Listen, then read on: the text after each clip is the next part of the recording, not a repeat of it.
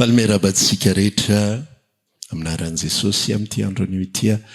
Falmerabanao ihany koa natratran'izao fotoana manokana amin'ny fiainana kristianina izao dia tsy nafany fankalazana ny Paska izany. Meraba ihany koa izay rehetra manaraka amin'ny alalan'ny tambazotra amin'ity andro anio ity dia manonona ny fiadanana sy ny fahasoavan'ny Tompo amintsika rehetra. Amaky ny sotra masintsika anio iresaka ny amin'ity Paska ity ako androany mba atonga antsika alala ny sitrapon'Andriamanitra sy ny tantaran'izy io dia atonga antsika ihany koa afantatra tsara hoe inona ny dikan'izy io sy ny tena fandehany. Hijery tantara isika somary tetitety tantara kely isika androany mba afatsika mandray izay anjara ho antsika avy amin'ny Tompo. Ao tsara tsika ato amin'ny bokin'ny Exodosy no andeha ovaka itsika.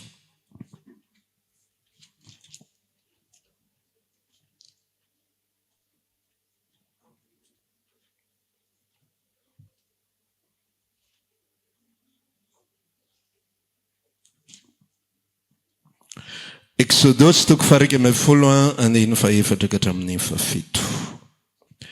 Toy izao no vaky ny teny amin'ny anaran'i Jesosy. Ny filazana ny avin'ny loza fahafolo. Ary Mosesy, zao lazain'i Jehovah rehefa tokony ho mamatona alina, zaho hivoaka akeo afovoan'i Egipta. Dia ho fatany lamatoa rehetra eto amin'ny tany Egipta. Hatramin'ny matoan'ny Farao izay mipetraka eo ambony seza fiandrianany, ka hatramin'ny matoan'ny ankizivaviny izay ho anila fiksoam-bary. Ary ny voaloha teraky ny biby fiompy rehetra. Ary isy fidradradradrana mafy eran'ny tany Egipta rehetra, izay tsy mbola nisy tahaka izany, sady tsy isy tahak'izany intsony.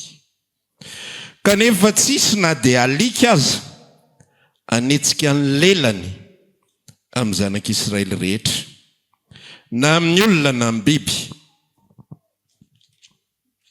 mba ho fantatrareo ny tsy fampitovian'i Jehovah ny Egiptiana sy ny Israely. Amen.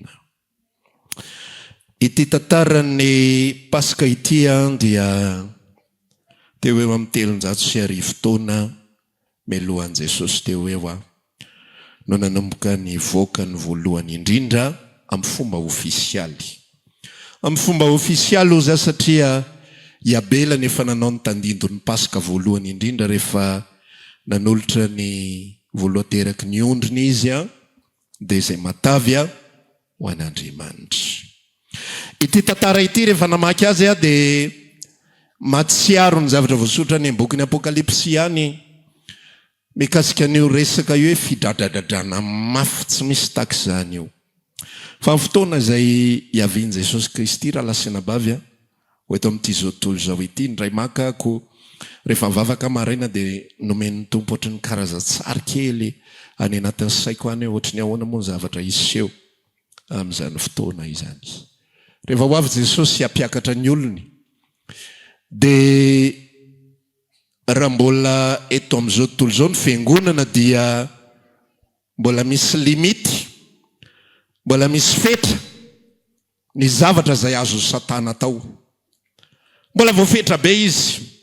Raha ohatra te andripaka olona izy dia misy fetrany foana hoe eto tsy azonao atao, ato misy ohatran'izao, za manana planina ato, ity tiako atao an'izao, ity tiako atao an'izao ka tsy azonao kitihana. Fa hatreto amin'ity fetrany kely ity ihany ny azonao atao. Fa ny fotoana kosa izay lasa ny fiangonana hiala eto amin'izao tontolo izao dia illimité Satana. Tsisy fetra intsony ny zavatra izay tiany atao sy ny zavatra izay azony atao, satria tsy misy planin'Andriamanitra ho elingeleniny intsony, fa libra tanteraka izy.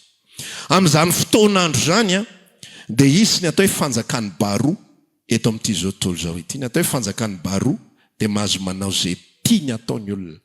Ny mpandroba mahazo manao zay tiany atao, ny mpangalatra, ny mpamon'olona, ny mpijangajanga, ny violona maro isan-karazany, tsisy sécurité tsony eto amin'izao tontolo zao satria manino ho very hevitra ity zao tontolo zao ity. Korotana loatra izy noho ny amin'ny fomba fiteny frantsay misy ny anarchie.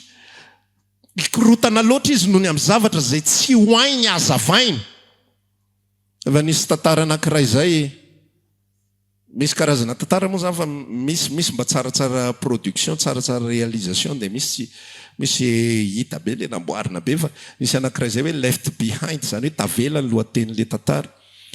Dia rehefa nanomboka tonga ilay fampakaram-bady, tsy fampakaram-bady fa fampakarana ny eglizy, dia misy karazana loza be dia be izay mitranga eto amin'ity zao tontolo zao ity. Ao anatin'ny autoroute io ny olona mandeha automobile, mandeha 120 km/h, 160 km/h ny sasany.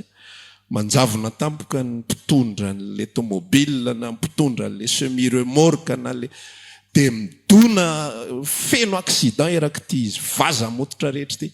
Ny avion misy manjavona tampoka ny pilote dia mianjera io avion io, maty daholo ny ao anatiny. Ny sambo ihany koa tahaka an'izay, korotana tsisy ohatran'izany manerina an'izao tontolo zao. Dia mampatsiaro an'ity tantara ny Egypta ity. Izy fidradradradrana tsy misy toy izany ozy izy ao Egypta, atry izay nisy ny Egypta, ary tsy hisy takizany intsony ihany koa ao aoriana. Satria maninona? Mifono mpanjaka dia maty ny zanany, mifono mpanompo maty ny zanany, biby fiompy rehetra maty daholo, ny lamato, ny mato rehetra ozy izy zany, ny premier-né rehetrarehetra maty daholo, maty ary amin'ny fomba tsy takatry ny saina. Amin'ny fomba tsy takatry ny saina, tsy misy trano na iray ary ka atao amin'ny teny frantsay hoe épargné, fa fidradradradrana tsy misy toy izany. Amin'ny fotoana ralasanabavy izay ialan'ny fiangonana eto amin'ity zao tontolo zao ity, dia izy fikorontanana sy fidradradrana tsy misy taka izany eto amin'izao tontolo zao. Amin'izao vanim-potoana iainantsika izao dia ohatrany hoe milamina sy mandry fehizay ny tany. Ohatrany hoe mandeha ny zavatra rehetra, mbola mandeha ny business, mbola varotra ny olona, mbola mividy ny olona, mbola misy an'izao, mbola misy an'izao. Ny lamina fiainan'ny Egyptianina na ataoko ary hoe adiny ray monja talohan'ny havin'ny anjelan'ny fahafatesana, ange de la mort. Ny lamina fiainan'ny Egyptianina tsy nisy olana, tsy nisy problema, matory fehizay. Eritrehetra izy fa mitovy amin'ny rapitso, mitovy amin'ny androany ihany ny rapitso, fa ny raharaha tsy mitovy amin'ny androany intsony ny rapitso, fa izy fidradradradrana tsy isy toy izany tao Egypta. Dia nanomboka amin'izay namety toromarika Andriamanitra tamin'ny alalan'i Mosesy. Izao ny zavatra izay ataonareo, samy ianareo maka zanak'ondry tsirairay avy. Ny ho alainareo dia ondry tanora, tsy ondry antitra no alainareo, tsy ondry voakely, voateraka ihany koa ny alainareo, satria mety zany lamatoa ny ondry zany, ary lahy ozy izy ny alaina fa tsy vavy. Zany lamatoa ny ondry zany be dia be ny ondry ao dia afaka safidiana hoe iza no alaina, fa tanora tsara no alaina. Dia préparenareo io ondry io manomboka amin'ny volana voalohany, mandrapatonga ny andro 420, andro voalohany, mandrapatonga ny andro 420 atokana izy tahaka izay nataony Abela. Dia rehefa tonga amin'izay le andro 420 dia vononareo ny ondry, dia alainareo ny rà, dia apetrakareo amin'ny tolàna sy ny tatao-baravarana, zany hoe eo amin'le poste amin'ny filaza azy amin'ny teny anglisy, fa tsy haiko ny dikany amin'ny teny frantsay, amin'le poste an'le rindrina, le coin io zany, eo izy napetraka, ahosotra eo, apetraka eo le izy. Dia rehefa ho avy ozy izy ny anjely fahafatesana, dia izy amin'izay tsy anontany intsony miditra ao anatin'io trano io hoe inona ny nataonareo na inona ny tsy nataonareo, iza ny nihinana an'izao na iza ny tsy nihinana an'izao. Tsisy fanontaniana ao mihinan-kisoa ato sa tsy mihinana.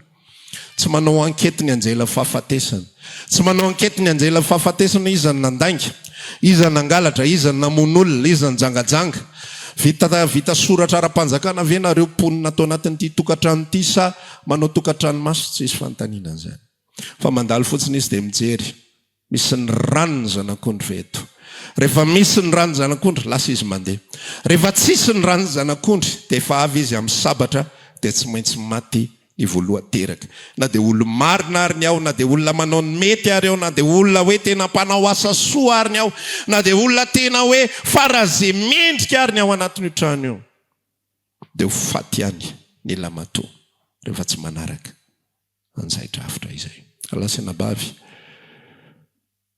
tamin'ny andron' Jesosy Kristy kosa izay tena Paska ilay an'i Israely dia tandindo ny Paska ho avy ny vanim-potoana izay iaviany Kristy eny amin'ny rao alin'lanitra ary zavatra tiany ho fantatra fotsiny irery ihany ny tandindo n'ilay tolana sy ny tatao-baravarana tsy hijery varavaranao izy ka ahita hijery hoe aiza ilay soratra mahery ny rano Jesosy tsisy raharainy an'izany na hoe ao anaty tôbily nareo menakavy dia misy sotra hoe mahery ny rano Jesosy ny tôbily nareo tsy mikoty zany fa ho jereny ianao individuellement amin'izay mitindray mitoraka ity tsy ao atokantrano intsony tamin'ny vanim-potoana ny Israely dia izay rehetra ao anaty tokantrano dia vovonjy fa amin'ny vanim-potoana izay iaviany Kristy izay rehetra manana ny rano zanak'ondry irery ihany no tsy andalovan'ny anjely ny fahafatesana no tsy isy fidradradradrana taksy tsy isy taksy zany ao amin'ny tantara atao anatin'ity resaka ity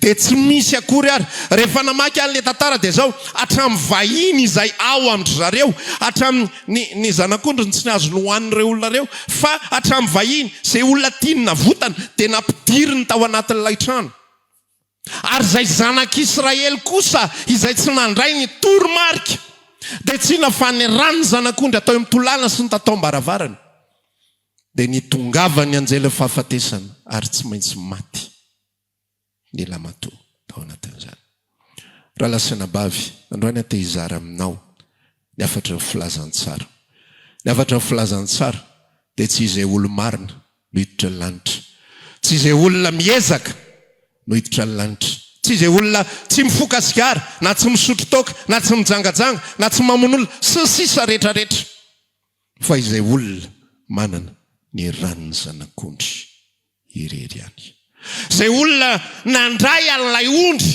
tena mono an'ilay ondry tena andray ny ranony zanak'ondry tena naraka ny toromarika izay mitenen'ny Mosesy zay irery ihany no amonjy ny ainy ho afaka amin'ilay fahafatesana mandrakizay ho afaka amin'ilay fahaverezana mandrakizay ny Paska tahaka izao dia fotoana eritreretan'ny olona fa fety ny andro rehefa Paska ohatran'izao misy fivarotana juge eo be sarety fa filarina ohatry milahatra bus milahatra eo amin'ilay izy tena ohatry milahatra bus gaga ianao hoe ahoana reto mpilahatra bus milanja arony reto fa hividy jus izy menakavy eo misy olona 20 milahatra eo zany ny eritreretan'ny olona zany Paska izany rehefa Paska laniny karazana vorona karazana koho sarin-dokotra tsisy tsony nanagny metsena rehefa avy eo tsy mahita tsony ianao ny henan-kisoa ny trondro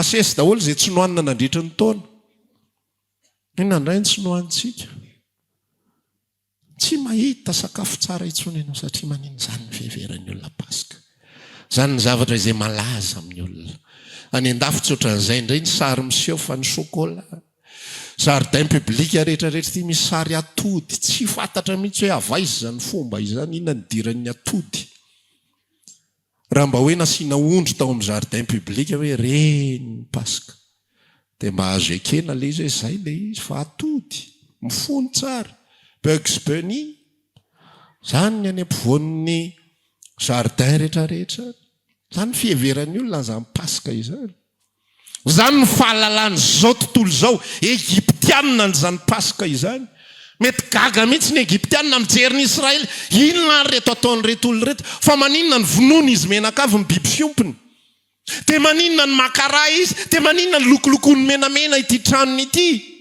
tena dala mihitsy reto zanak'Israely reto inona ny antony anaovana n'izany zavatra zany fa tsy fatany fa ho avy ny anjela fahafatesana rala ary zay rehetra tsy manana an'io signe io dia ho faty daholy.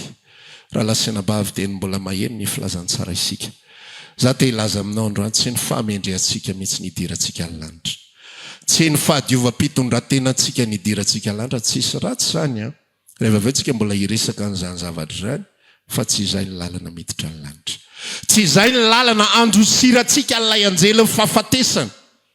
Izay tsy maintsy ho avy eto amin'izao tontolo izao, andripaka an'izao tontolo izao.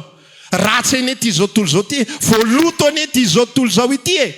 Ary na ny lanitra raha dia voaloto, zay ny mahatonga ny tenin'Andriamanitra milaza fa hanamboatra tany vaovao sy lanitra vaovao izy, satria manina nolotony Satana tamin'ny fahotana ny lanitra, tamin'ny fivadiany ny lanitra. Ary tsy mety amin'Andriamanitra zany, ary nolotony Satana tamin'ny fahotana ihany koa ny tany. Dia lasa Andriamanitra manangona an'ireo olona vitsivitsy tahaka ny tamin'ny andron'ny Noa ihany. Manenika ny tany ny faharatsiana fa zao ry Noa, nahita fity tamin'Andriamanitra ianao. Andriamanitra tsy manontany intsony, inona mipasehan'ny Noa? Ty ihany vanivadinao sa mbola misy hafandrasantsika? Tsy manontany an'izany Andriamanitra ary tsy linany amin'izany. Ry Noa, nety daholo va ny zavatra rehetra nataonao? Sa manatsiny ianao? Fa rehefa mijery-tsika ny tantara, na fahalemena ny sotrosotro anie Noa e. Fa tsy ho voaka le izy raha tsy efa tena ela be le zavatra hoe kay nisy aza fahalemena ny afina zany tao. Fa Andriamanitra safidy an'i Noa noho ny amin'ny finoana, satria izy nino fa ho avy ny fandringanany eto amin'izao tontolo izao, dia lasa izy nanangana samy fiara. Androany mbola tonga aminao ihany koa ny filazantsara ny azo fijaliany Jesosy Kristy Tompo, izay manambara aminao fa tsy ho velona mandrakizay tsika eto ambonin'ny tany. Zay manambara aminao fa tsy janona mandrakizay ho tahaka izao ity zao tontolo izao ity, fa efa mandeha moramora tsikelikely. Ary zay mihitsy système an'Andriamanitra, izy tsy tonga dia manatotona ny zavatra rehetrarehetra ao anatina ndray mpimaso, fa tsikelikely ny anamboarany an'io. Mandrafitra amin'ny famonjena izy 2 arivo taona, 4 arivo taona izy mandrafitra amin'ny famonjena. 2 arivo taona izy mikarakara ny fiaviany, ny fiverenany zanany indray. Ny olona rehetrarehetra ao anatin'izany mahita hoe miova, tsisy miovagna izy zavatra rehetra, fa ny eo ihany ny eo e. Nareo mpitory filaza tsara ihany miogaoga zany zavatra zany. Fa androany zay mbola te hilaza amin'ity andro Pasika ity. Tsy fetin'ny vorona sy ny voron-tsiloza androany. Na hihinana an'izany ianao na tsy hihinana an'izany, aza zany atao mampalahelo. Fa mifanontaniana aminao androany, misy an'ilay rano zanak'ondry tsy misy kilema ve eo amin'ny tolàna sy ny tataom-baravarany fonao? Voadio ny rano Jesosy fe ianao. Fa raha vao tsy voadio ny rano Jesosy ianao n'olona mampalahelo indrindra. Satria maninona? Mba tonga ihany ianao mandre ny filazantsara, nefa ianao tsy nandray an'izany. Tahaka ny Egyptianina ianao zay maheno ny afatra amin'ny zanak'Israely, hitan'ny Egyptianina ny zavatra nitranga rehetrarehetra. Fa tahaka ny Egyptianina anankiray, misy ny Egyptianina tsy mahalala ny zavatra nitranga hoe zay zany ny zavatra iseho. Ho avy zany ny anjely fahafatesany. Fa raha misy Egyptianina anankiray nampahafantarina fa izy an'izany loza izany ho avy, ka mbola tsy mino ihany izy, mbola tsy matoky ihany izy, fa zay ny zavatra hitranga, izy ny Egyptianina mampalahelo indrindra. Tahaka an'izay ihany koa isika. Ho avy Jesosy Kristy, voadio ny rano Kristy ve fiainanao io. Sa ianao miezaka fotsiny. Tsy ratsy ho an'ny miezaka, tsy ratsy ny mandeha araka ny tokony izy, tsy ratsy ny mitandry tena, tsy ratsy ny manao asa soa maro isan-karazany, tsy ratsy ny miaro ny tena tsy ho azo ny fampetipetinana, tsy ratsy ny miaro ny vava tsy teniteny foana, fa tsy lalana hidiranao any amin'ny fiainana mandrakizay zany. Fa raha zany lalana hidirana amin'ny fiainana mandrakizay dia tsy nomen'Andriamanitra ny zanany ho afatra hisolo ny fahotan'ny olombelona. Fa satria tsisy ninina azo anavotana ny olombelona, satria maloto loatra ny olombelona, satria ratsy loatra ny olombelona. Zany ambary zany. Ary ianao ihany koa zany raha tsapanao fa tsy ho tereko ianao zany, fa zany fantatro hoe zay ratsy loatra, tsy mendrika loatra, maloto loatra, dia tsy misy vahaolana fa tsy tokana ihany, tsy azo hidivirana, tsy misy solution. Afa-tsy ray ozy la hira izay ny raintsika teo digne tu anao de Dieu, tsisy natao an-danitra raha tsy nisy. Novahana ny 7e saut raha tsy diso lay fatorana fafito farany, iza ny mendrika manio tsy misy. nefa efa ny an-danitra ny raharaha tsy eto ambonin'ny tany le nampidinina le izy hoe iza mendrika many io ambony tany normal be kosa eto ambonin'ny tany tsisy mendrika ka fa efa ny an-danitra fa mbola tsisy mendrika ihany amahan'ilay fatorana ny tomany jaona hoe tena tsisy vena de ray ary ozy ny anjely tamin'ny manginy ianao aza mitomany fa lay zanak'ondry izy no mendrika amahazany raha lasana bavy ny afatra zay toriko aminao mity andro an'io ity voalohany indrindra raiso ny fitiavan'i Jesosy androany tsisy ny ninona azonao atao avovonja ho fanainao tsisy fa tokana ihany ny finoana tsy promesy tsy vavaka verina tsy fombafomba-pivavahana tsy fampanantenana amin'Andriamanitra hoe za Andriamanitra manomboka izao tsy foka sigara-tsony tsisy nanao an'izany tao anatin'ilay boky vakitsika teo ary ny olona rehetra dia samy laza tamin'i Mosesy fa manomboka izao izy tsisy foka sigara tsisy nanao an'izany tao ary ny olona rehetra dia laza tamin'i Mosesy fa manomboka izao izy rehetra dia tsisy anao an'izao sy anao tsisy an'izany fa mino ny asa-pamonjena io ny vahaolany raiso io na azonareo na tsy azonareo azo antoka hoe tsisy mahazo hoe inona ary ty adalana avy any an-danitra ty indray efa maninona moa zany ny ondry ary raha nisy olona tsy nahazo révélation tao dia io zay ny atsy ondry fa le toto atsy ny taoko mahita ondry zany lafo vidy be nga io misy malala fa ny anjely mahafantatra ny fofony lairany ny zanak'ondry hoe ty ny ondry dia ty tsy ondry dia nankatoy fotsiny izy rehetrarehetra teboka voalohany raiso ny asa-pamonjeny Jesosy io ihany mahavitra anao tsisy mahavitra anao zany tsy mahavitra anao ny ray aman-dreninao tsy mahavitra anao ny vadinao na mivavaka izy na tsy mivavaka tsy mahavonjy afa-tsy ny tenany izy rery ihany za ray aman-dreny mananjanaka telo vavy afa tsy afaka ny amonjy an'izy telo vavy fa Jesosy ihany ny afaka mamonjy an'izy ireo raha ndray andro any andova ny lanitra tsy afaka ny tanin'ny tompo hoe fahoana kosan'izao fahoana kosan'izao fa ny tompo irery ihany ny afaka mamonjy azy ary ny fandraisany asa-pamonjena vitan'i Jesosy rehefa tonga ny vanim-potoana tokony anaovany an'izany zay ny ahafahany mandova fiainany takizay ihany koa ianao zay manatrika eto raiso famonjeny Jesosy aza miantehitra amin'ny zava-bitanao sy ny zavatra tsy vitanao aza manamely tenany amin'izay tsy vitanao aza milaza hoe zato izao tsy zany no ilainy fa mandray ampinoana fotsiny ihany dia voafonjy teboka faharoa ao anatin'ny tantara ny Paska zay aloha zany voalohany ho avy ny anjely fahafatesana zay rehetra mamono ny ondry manositra azy eo amin'ny tolana sy ny tapitaom-baravarana zay rery ihany no hovonjena teboka faharoa ao anatin'ilay tantara miverina eo aloha ao amin'ny Exodus toko faharoa ambin'ny folo andininy fa raika amby roapolo dia toy izao ny faharoa Exodus toko faharoa ambin'ny folo andininy fadimy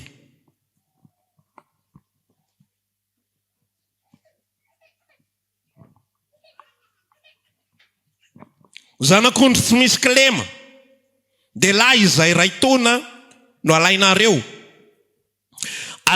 amin'ny ondry na amin'ny osy izy ary ho tehirizinareo hatramin'ny andro fahaefatra ambin'ny folo amin'ity taona ity dia hamono azy amin'ny hariva amin'ny fiangonany dia ny Israely rehetra analany ny rady atetiny amin'ny tolanim-baravarana roa sy amin'ny tatao-baravarany trano zay hinanany dia hoaniny amin'izany alina izany ny hena voatsatsika amin'ny afo no hinanany azy mba amin'ny mofo tsy misy masirasira zay ampiarahana amin'ny anana mangidy aza anana manta na voandro amin'ny rano izy fa atsatsio amin'ny afo mba milohany sy ny tongony ary ny fadiny ary aza asianareo tramaraina fa raha tahiny misy sisa tsy lany ka tramaraina dia hodoranareo amin'ny afo izy zany rehefa voavolo ilay zanak'ondry dia tsy atao fitaovam-pamonjena mandritra ny indray alina monja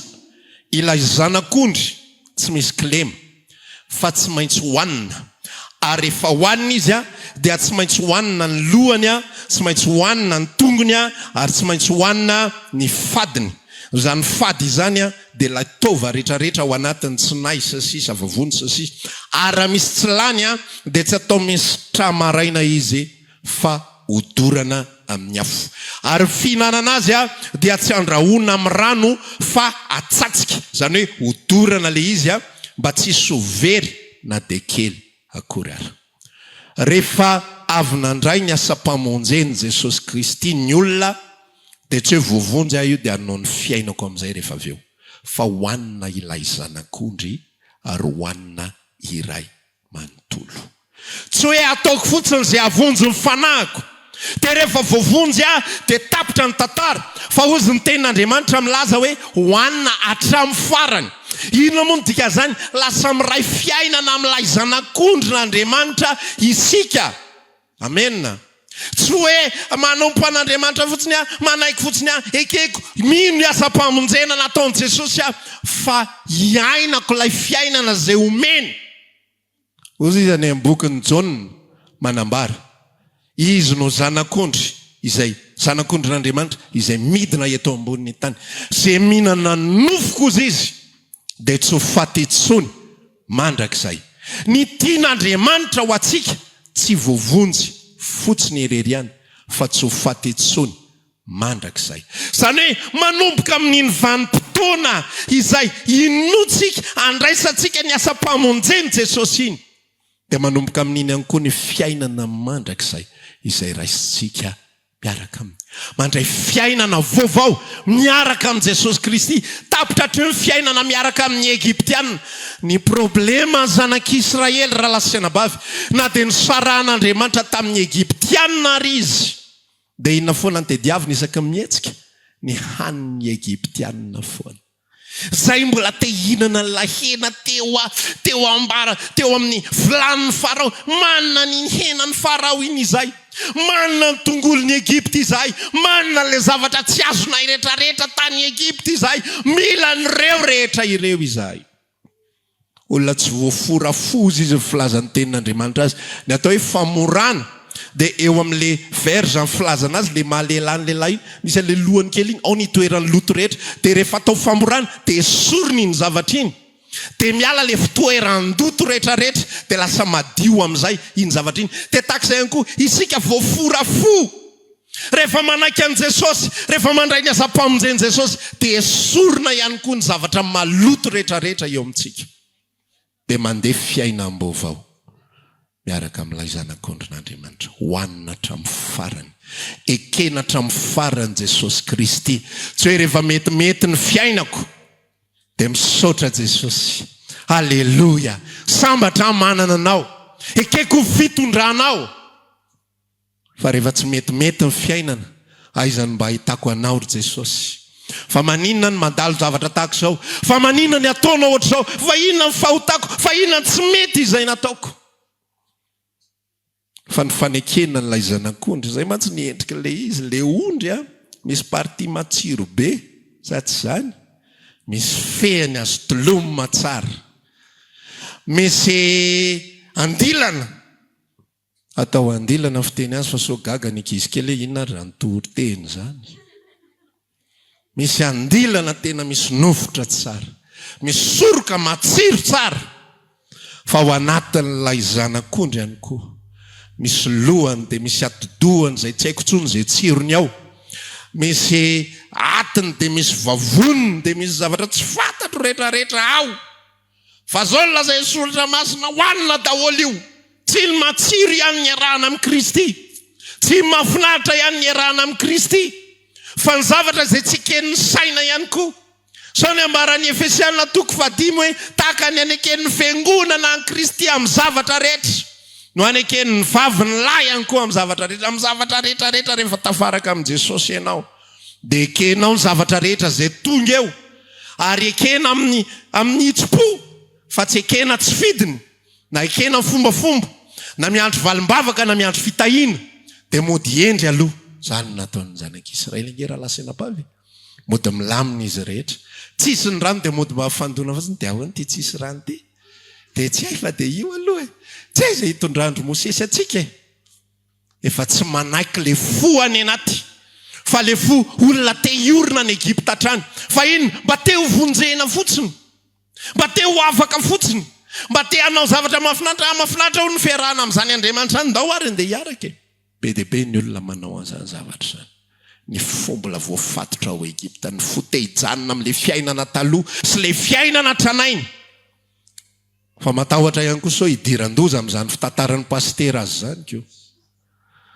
Hoe tena loza be hoy ny eto amin'ity zao tontolo zao ity. Fa tena marina izy ny zavatra resako aminao zany, tsisy sécurité intsony eto amin'izao tontolo zao. Zay alehanao tonga dia tsisy fetrany. Akamono olona tsotra zao zay fakahita rehetrarehetra.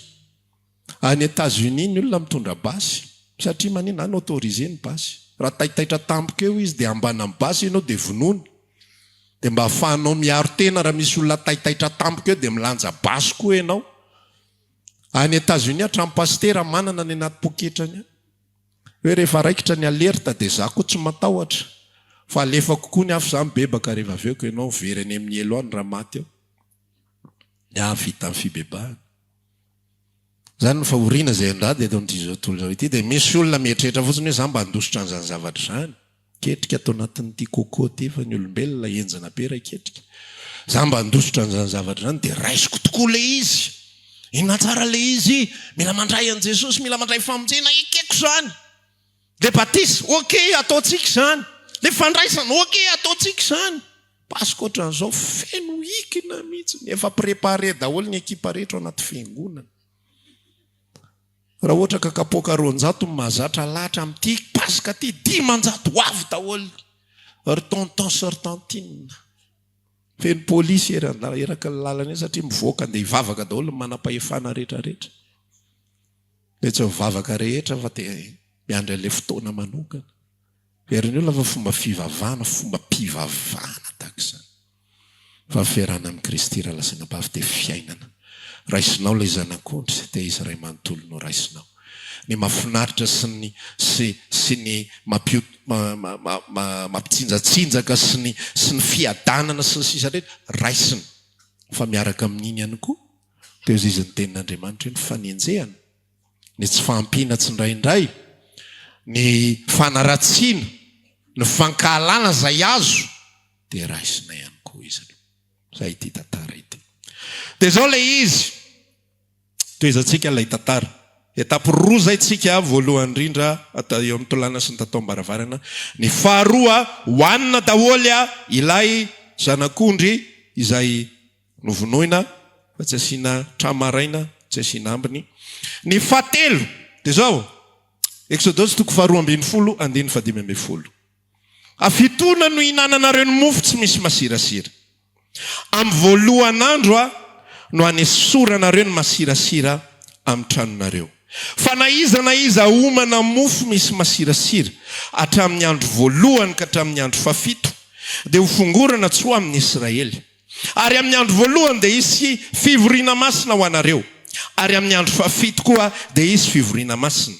Tsy hanao rarakory ianareo amin'izany andro zany, afa-tsy izay ho an'ny isan'ny olona, ary izany ihany no amboarinareo. Ary hitandrina ny andro mofo tsy misy masirasira ianareo fa izany andro izany indrindra no nitondrako ny antokonareo nivoaka tany amin'ny tany Egypta dia ho tandrimanareo zany hatramin'ny taranak'areo faramandimby ho lalàna mandrakizay. Vita ny resaka fihinanana zanak'ondry dia ohatr'izao ilay tantara. Amin'iny alin'iny aloha ohatr'izao zany ilay etapy. Ny tena passage ny fiaina am-baovao dia tsy eo amin'ilay resaka mofo tsy misy masirasira fa eo amin'ilay zanak'ondry mila mivonona tsara. Zany hoe apartira ny vanim-potoana. Misy an'izay tantara zay ohatrany tsambikinako kely izy teo. Ozy izy miresaka hoe jereko kely ilay so manjary very ako. Ay, 1:12. Ary toy izao ny ataonareo raha mihinana n'ilay zanak'ondry. Ny valahanareo voasikina dia ny kapanareo ny atongotrareo ary ny tehinareo ny atananareo dia hoaninareo faingana izy fa pasika an' Jehova. Zany hoe ny etapo voalohany mandray an'ilay asa-pamonjen'i Kristy. Ny etapo faharoa mino mandray ny zavatra rehetrarehetra ny fiainana miaraka amin'ny Kristy. Ny etapo fahatelo dia misikina ny valahany zany hoe miakanjo tsy manao pijama tsy haiko hoe ohatrany ahoana ny Israely fa mety miboridana za zareo amin'ny alina dia zay natonga le afatra hoe misikina ny valahany dia mila mivonina dia ny kapa eny an-tongotra ny Egyptianina matory mandro fehizay amin'ny alina zareo tsara nateo ianao tamin'ny alarobia dia fampiresaka an'izany amin'ny alina Andriamanitra rehefa anao zavatra amin'ny alina ny olona mangina ny olona milamina ny olona tsisy mieritreritra izy amin'ny alina miketrika an'le izy dia maninona ny afatra tsy matory ianareo sy hoe misy tolana sy ny tatao-baravarana efa misy raha dia lany le sakafo dia voky izy dia natory tsia fa rehefa voky dia anaovana ny sikina rehefa voky dia anaovana ny kapa dia miandro topy amin'izay fa iainga hiala ho ao Egipta ireo zanak'Andriamanitra rehetra amin'ny vanim-potoana ianao mandray ny famonjeny Jesosy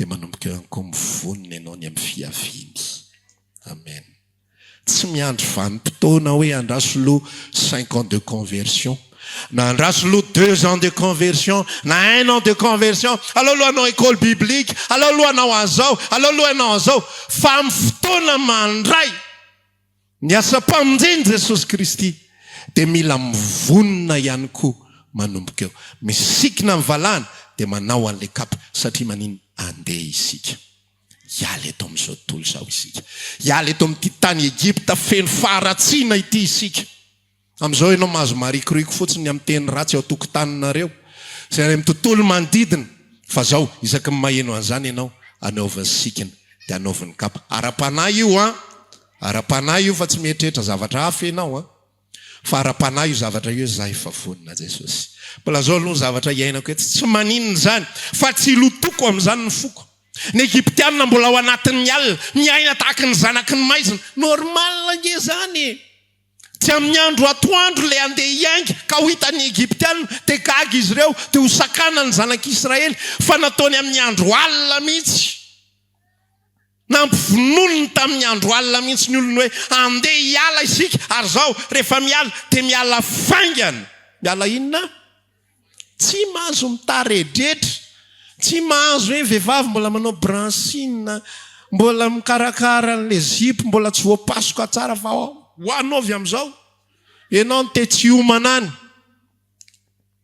tsisy varim-bariny zany fa tonga dia anaovany zay rehetra taraiky dia taraiky fa tsy hoe natory ny ganagana dia hiandry azy ifoa tsy possible zany tsy maintsy mandeha daholo miandro ny fiaviany Jesosy Kristy ny zanak'Andriamanitra miatrika Paska amen zao Paska atrehantsika zao dia Paska havonona antsika ny amin'ny fiaviany Jesosy Kristy ihany koa inona le mahavonona antsika nandray ny asa-pamonjeny Jesosy isika ary miaraka mihinana amin'ny an'le Paska isika miaina miaraka aminy isika ekentsika ny fiainana rehetra zay atolony atsika inona ny fiainana iainanao androany ekenao ve zany salozanao miandrandra ny rapitso mamiratra kokoa sy ny hoaviny rafakapitso izay metimety kokoa mety hovan'Andriamanitra ka maproblemako rapitso aza miandrandra valim-bavaka tahaka izany ianao fa inona ny zavatra andrandrantsika zanak'Andriamanitra lay fiaviany Jesosy ny valahntsika mitafy dia ny kirarontsika mipetraka tsy mieritreritra itsony hoe inona ary ny vary rapitso marainy tsy zany tsony ny problema ny zanak'Israely tsisy ketrika an'izany tsony tao na hoe mbola mieritreritra sasany hoe anao ahoana moa zany varavarakely farongy atao aminay zao hoe le trano le amboarina io zany satria zay ny asan'izy menakavy tao dia nentina nody varavarakely farao ho apetaka rapitso fa efa tsy zany tsony fa efa miatrika n'ilay fandehanana amin'izay amenna dia tahak'izay ihany koa ny zanak'Andriamanitra izay andova ny fiainana mandrakizay ozy izy ny tenin'Andriamanitra milaza aza ny fanahiana rehetra apetra ho aminy avokoa fa izy no miay anareo manomboka tamin'ny moment ny vanim-potoana izay nialany izy ireo tao Egipta nisy fotoana zara calcul rehefa tsy tadidiko tsony le izy hoe ohatrany ahoana ny besoin ny Israely nandritry ny 70 taona namakivaky ny tany efitra mandrapatonga ny tany amin'ny tany Kanana fa mandeha milliards de dollars fa zavatra navarina fa tsy nisy na ny ariary ary nentin'izy menakavy nivoaka ny tany Egipta tsisy mihitsy ny aiza ny etsena ty amin'ity désert ty tady épicerie tady goûter ho an'ankizy tsisy an'izany fa Andriamanitra ny miassury an'izany rehetra zany. Miaraka amin'i Jesosy ianao arina ny fanahiana rehetrarehetra manomboka amin'ity Paska ity. Voavoan'i Kristy Paska ho antsika, anaovany sikina, averiko eto ohatra zany anaovany kapa. Inona ny dikan'izany? Sikiny fahamarinana ny valahanareo izy ny Efesiana 4:9. Anaovy ny kapa izy dia miresaka ao ny kiraro ny fahavononam-panao amin'ny filazantsara ny fahamarinana. Zaza ianao velona eto amin'izao tontolo izao zany misikina fahamarinana dia mitory ny filazantsara ny ataontsika eto. Satria manino? Volontsika andeha andova ilay fiainana mandrakizay izay efa miandry antsika. Zao ny ambaran'i Jesosy, aza matahotra ianareo, aza manahy ianareo, andeha ary ny antony andehanako hanamboatra fitoerana ho anareo. Dia any amin'izay toerako no itoeranareo ihany koa. Inona ny tika zany? Andriamanitra manamboatra fitoerana ho antsika. Fa ny ataontsika dia ny eto ambony tany. Apetra ho amin'ny fanahiana rehetra. Zanak'Andriamanitra hiatrika Paska, zanak'Andriamanitra tsy manahy. Zanak'Andriamanitra tsy misy fieremana. Fa mihinana izay atolotro ny tompony ho azy. Ity nomeko anao, hoaniko ty androany. Ity no atolotro anao, ampoanao ty androany. Ny rapitso, zany miahy azy. Fa zao, anaovany sikina, anaovany kapa. Ohatry ny azoko tsara eto izay manontany rehetrarehetra Mosesy. Mosesy zanakay mila ronono. Anaovany sikina, anaovany kapa. Mosesy lambanay mbola tsy maina. Anaovany sikina, anaovany kapa. Avelao ao ny ambiny rehetrarehetra. Avelao daholo izay manelingelina rehetra fa andeha isika. Andeha isika. Mbola tafiditra ao anatin'izany daholo angely finoana efa tsy tapitra fotsiny hoe hosorana be dia be ny olona miteny an'izany zavatra zany dia ny fiainany ihany ny tohizany rehefa avy eo. Fa izy aby tsy miomana ny amin'izany fiavian'ny tompo zany. Nga vao tehiriditra lalina be amin'ilay fivavahana, inanareo kosa efa tena zavatra hafa mihitsy. Ka izy tia atao lalina be ohatran'izany, dia raha tsy ohatr'izany zany dia tsy izy. Andriamanitra ny manome toromarika fa tsy izao. Tsy hoe hosory ilay izy dia mijanona ao Egypta, avy manositra dia tohizana ny torimaso, rapitso indray tsaramaso ny laoka. Tsisy an'izany, fa fampitohy ny zavatra rehetra ny voalohany. Asiana ny ranony zanak'ondry ny faharoa, hoanina ilay ondry ny fahatelo, anaovana ny sikiny, anaovana ny kapa, ny fahaefatra amin'izay. Eto amin'ilay resahako anao teo, inana mofo tsy misy masirasira amin'izay tsika ozy izy Andriamanitra. Dia zao mofo tsy misy masirasira sy anana mangidy no hoanina aloha. Zay zany ilay izy aloha, tsy haiko ny anton'ilay anana mangidy fa zay fandehanany aloha. Fa ny sarina seho sotra masina kosa tamin'ilay mofo tsy misy masirasira dia tsy nafantenan'i Jesosy hoaninareo rehetra ity ozy izy. Ity no tenako izay atolotro ho anareo. Dia nihinana an'ilay mofo mpianatra dia nisotro ny amin'ny kapoaka. Tao amin'ny tantara dia zao, Jesosy tsy namana an'izy ireo anana mangidy intsony, fa nosoloany Jesosy alay divay ny an'ny mpianatra satria ny rany Jesosy Kristy. Dia ohatr'izao ilay sara lasina bavy, ilay Paska, ilay Passover ny filazana azy amin'ny teny anglesy. Passover zany hoe fandalovana, satria andalo ny tranonareo izy ny anjelan'i Jehovah, ny anjelan'ny fahafatesana io zany. Dia rehefa andalo izy dia natao an'izay ny anarany fandalovana, Passover. Dia vonona amin'izay ny zanak'Israely ary iangy. Rehefa iangy izy dia zao ny toromarika, mandritra ny 7 andro dia tsy mahazo mihinana zay tia hoanina ny olona. Io tena sakafo io tsy ohatran'ny antsika io hoe hoanina dia mbola hinam-bary raha toandro. Tsy ohatran'izay fandehan'ilay izy na hoe hanina kely fotsiny dia fa ty tena sakafo tena hoanina mandritry ny herinandro zavatra io. Lay mofo tsy misy masirasira sy lay anana mangidy dia hoanina manomboka amin'ny premier jour ny départ mandrapatonga ny andro fafito. Rehefa andro fafito azo antoka fa efa tafapita ilay ranomasina mena dia hoanina iny foana ny hoanina. Ozy izy hoe andro voalohany, zany hoe alahady. Ny zanak'Israely koa mankalaza Paska alahady. Andro voalohany dia sady mihinana mofo tsy misy masirasira nareo no manao fivoriana masina, zany hoe fotoam-bavaka. Zay ny andro voalohany. Andro faharoa mitoy ny mofo tsy misy masirasira, fahatelo, fahaefatra, fahadimy, fahaenina, fafito andro sabotsy sady fivoriana masina no mbola mihinana mofo tsy misy masirasira ihany.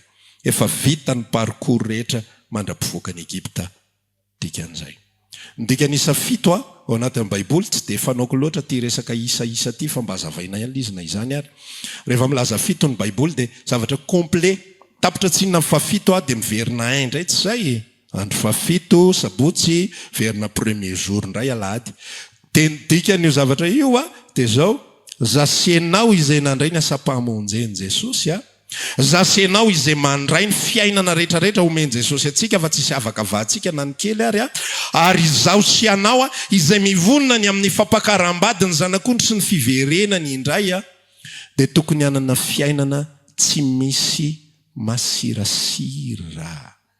Jerenao tsara lay tantara izay napetraka Andriamanitra fa navoavonjy ary ny olona ao anatin'ny Exodosy io ka mihinana masirasira izy mandritra lay herinandro izay tenenana hoe tsy mahazo misy mihinana masirasira dia ozy ny tenin'Andriamanitra hoe zay mihinana masirasira rehetra mandritra n'io herinandro io dia ho voafafa tsy ho isan'ny vahoakan'Andriamanitra intsony.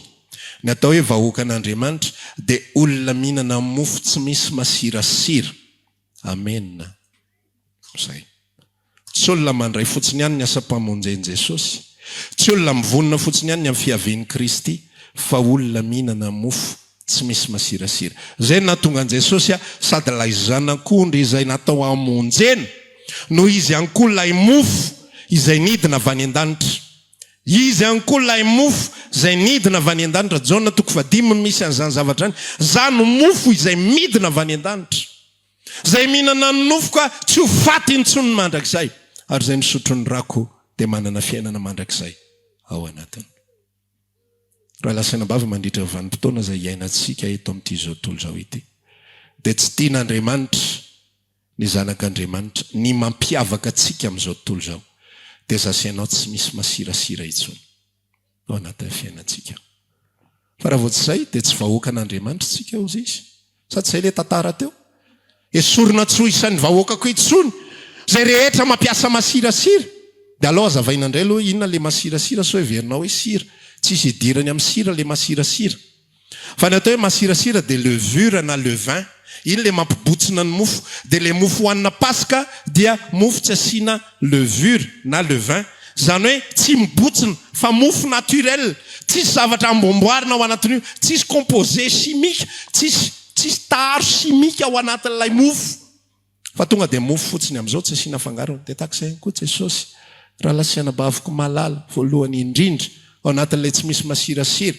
Rehefa miaraka amin'i Jesosy ianao aza asiana fanampiny zavatra hafa reha. Amen. Ataovy ampy ho anao Jesosy. Tsy hoe rehefa mahavitra izy dia miaraka aminy ianao fa rehefa tsy mahavita dia ndraso kely lo tompo. Ianao mantsy mbola tsy hay na rovina ny hamonjy ahy fa ndraso lohanao an'izao kely ahako. Raha lasina bavy na isika mandeha misambola manolona isak'izay misy olana io arange. Masirasira anie zany. So dia verinao hoe ingengamba inona mofa mba hanana kely fotsiny iny. Mba manavitra kely anay rehefa nao zavatra izay mantsika dia amboarina tedavina daholo le adjectif rehetrarehetra. Anambomboarina ilay zavatra izay tsy mety izay atao. Raha ohatra zao ka nisy olona nanao accident dia tsisy olona hiteny mihitsy hoe zaza ny avany dia tonga dia nasiko tsotro zao. Na zay ary le scénario nitranga teo zany.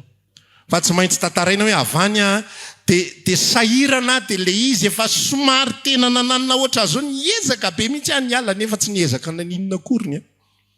Niezaka be mihitsy any ala fa tena tsy haiko fa tena efa tena nanao zay fara hery koa.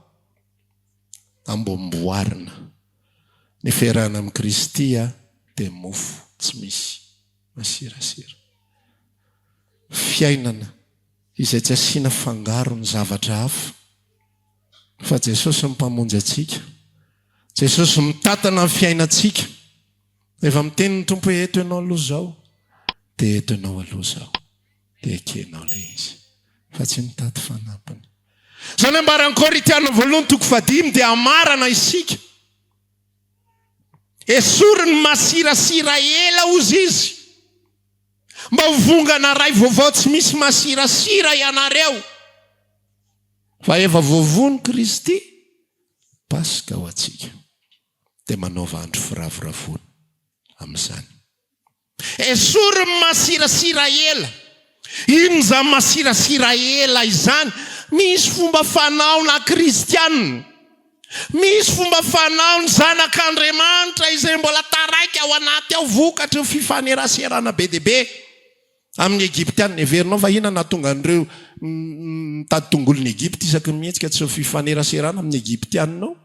Fampindrana tongolo isaky ny mihetsika eo mba hampindramindray aloha ohatra ny tsara be ny tongolonareo. Hampindramo tisamma kely. Ay anisy tisamma any amin'ny désert. Hampindramo voatabia, tsisy voatabia intsony any amin'ny désert. Any amin'ny désert tsisy afa-tsy mana, tsisy idirany aminy zany a. Sy ny papelika, zany nisy tao. Zay ny sakafo avy amin'Andriamanitra.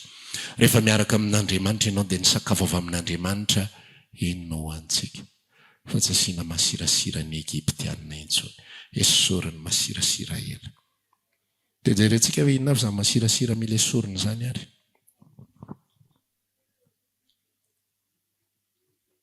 Dia marantsika. Kolosiana 3.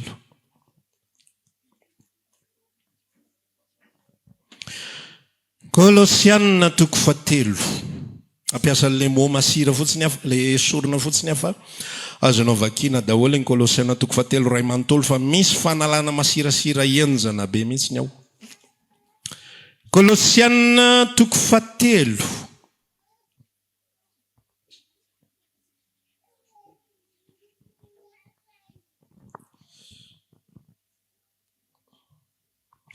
Andininy favalo.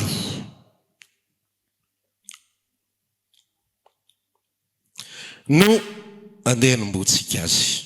Tsipontsika tsikelikely eo izy. Kolosiana 3 andininy favalo toy izao vaky ny teny aminaran'i Jesosy. Fa ankehitriny esory ty masirasira ty ary dia fahatezerana. Aokanao amenna fiangonana, fiafina fonana, lolo-po, fitenena andratsy, teny mamenatra avy amin'ny vavanareo. Hatreo aloha. Dia jerentsika tsikelikely le izy. Ozy izy ankehitriny dia esory zao zavatra rehetra izao dia fahatezerana. Manao paska isika zany dia maninona ny esorina? Fahatezerana. Misy hitan'ny tompo any isy tratra any ny tenina. So dia mbo tsarary zany pastera. Fa Andriamanitra mahita antsika. Hitan'ny tompo le ady mivady tao dia maninona ozy izy moa eto? Esory le inona?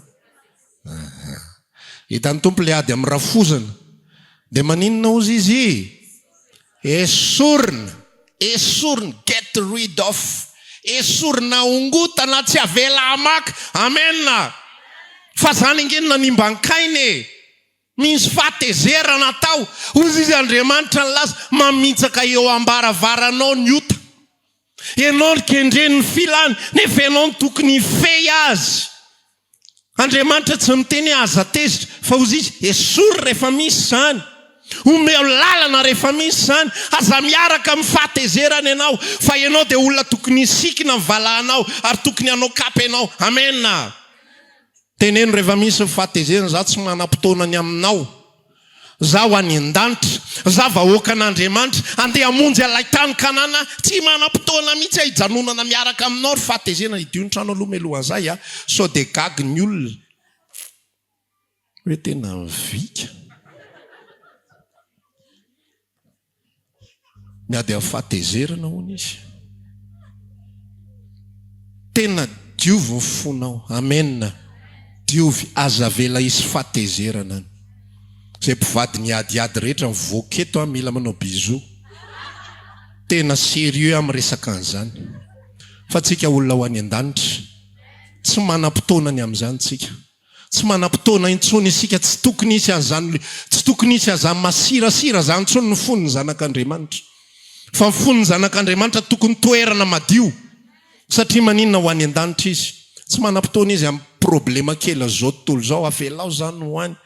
Le miadiady sisina zavatra rehetra mandotondoty avelao zany ho any. Tsy manam-potoana edivana. Raha vao misy mila vaniny tenenao zany tsy manam-potoana edivana aminao.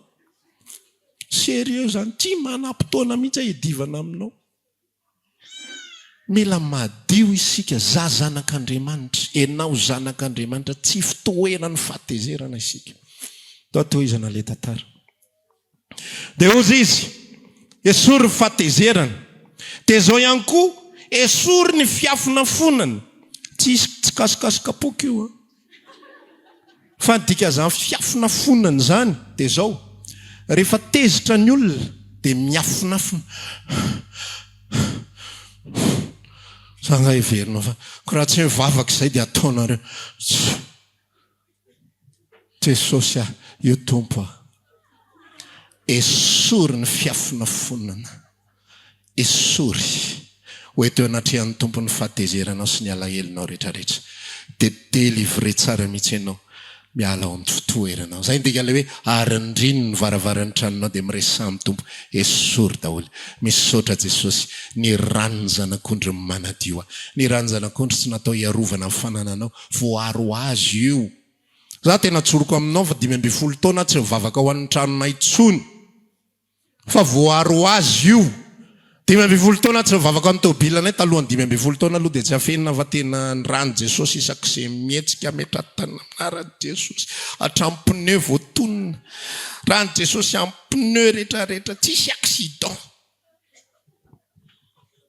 Fa ny tompo ihany namangy aho ny rako ange tsy natao amin'ny raharovana amin'ny pneu anareo, tsisy raha raiko izay pneu anareo. Azy dia efa miteny. Omeny tompo maimaimpony zany. Omeny maimaimpony zany. Isaky ny talaty izay tena mifampiresaka nisy fotoana izay mifampivavaka ho an'ny besoin anareo. Fa tato ato izay tena niresaka mihitsy meny Jesosy maimaimpona rangazy zany zany foana ny talahoana sy angatana sika mihetsiketo rehefa anao évangélisation izay tsy mivavaka tsony hoe me moyen, tsisy an'izany me moyen zany tonga ho azy io. Na ohatrinona ilaina amin'io tonga io. Na mila 100 millions raha tonga zany rehefa zany ny ilaina. Matotsy tonga zany tsy ilaina zany. Zay fotsiny io. Protection, tsy mila protection zany. Jesosy manome an'izany maimaimpona. Fa zavatra ilain'ny tompo esory ny fiafina fonana, esory ny fahatezerana. Amen. Toizana ny tantara manjary lavabe. Esory ihany koa fitenenan-dratsy, teny mamenatra va vavanareo. Dia tia tsy fiantsoana alika sy fiantsoana kisoa, so dia tsisy idirako zany. Za ngamba manao an'izany. Sara tena madilo sofina be mihitsy. Rehefa misy ohatran'izany. Fa le teny mamenatra rehetra, le teny mandratra olona. Amen. Nareo tsisy samanao amen. Ngavo. Zasenao zanak'Andriamanitra, androany ny fotoana fanesorana an'izany. Esorina amin'izay izany zavatra izany. Esorina izany. Aoka ny teninareo mamsira mandrakariva. Mba azon'izay rehetra miaino fahasoavana. Ny zanak'Andriamanitra tsy olona miteny mandratra. Tonga dia mazava zany zavatra izany. Tsy olona miteny ratsy. Zay io teny ratsy zay. Teny ratsy moa izy teo. Fitenenan-dratsy. Dia teny mamenatra. Ataovy alay fisary ohatran'izao le izy. Rehefa miteny an'ilay izy ianao. Dia mampamora ilay izy raha Jesosy mantsy nitenena Jesosy ihany mety manahirana anao fa za eritreretana. Hoe ohatr'izany fomba firesako amin'ny pastera mety manahoana, mety fiterin'ny pastera anazy zany ao anatin'ilay izy. Na aza fa alao pastera manatsoa io tratrako eto aloha. Hoe mety tena ohatrany ahoana. Dia ianao mahita ilay izy sasanak'Andriamanitra. Esoriko izany masirasira izany. Fa efa voavoan'i Kristy Paska ho aho. Mba tsisy masirasira ohatran'ny vavako sotsony ny vavako. Tonga dia alao mazava be. Alao zany langage zany tompoko ho an'izao tontolo izao. Fa efa hain'ny Egiptianina tsara ny miteny azy. Efa hain'ny Egiptianina tsara ny mandatsy azy indrindra ingena ny zanak'Andriamanitra tsara mandatsy. Fa tsisy zany. Be dia be be dia be manena ny mpivavaka tsy tian'ny olona satria io mpivavaka io vavany io tsy mahay io raha tsy mitifitra olona. Rehefa hitifitra olona hainy mihitsy. Fa rehefa hiteny zavatra tsara. Maisatra be. Maisatra be. Manomboka izao tsika mba mianatra miteny zavatra tsara na dia amin'ny vady io ary.